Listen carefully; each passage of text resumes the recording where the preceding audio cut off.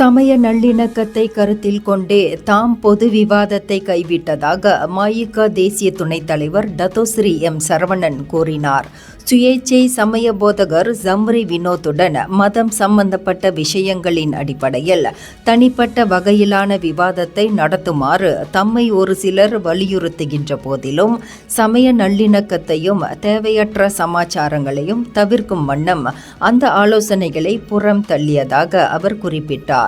நேருக்கு நேர் விவாதத்தில் களமிறங்க துணிவின்றி தாம் பின்வாங்கிவிட்டதாக கூறப்படுவது குறித்தெல்லாம் தாம் கவலையடைய போவதில்லை என்று குறிப்பிட்ட அவர், நாட்டின் ஒற்றுமையை பேணும் வகையிலும் அரச மலேசிய காவல் படையின் ஆலோசனையின் அடிப்படையிலும் அந்த நோக்கத்தை கைவிட்டதாக சரவணன் கூறினார்.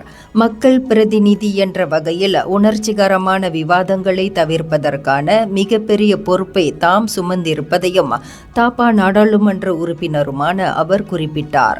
தாப்பா அம்னோ மண்டபத்தில் தாப்பா நாடாளுமன்ற தொகுதியில் உள்ள மசூதிகளுக்கும் பள்ளி வாசல்களுக்கும் நிதி உதவி வழங்கிய நிகழ்ச்சிக்கு பின்னர் செய்தியாளர்களிடம் அவர் இவ்வாறு தெரிவித்தார். இந்தியர்களின் இதய குரல் மக்களோசை.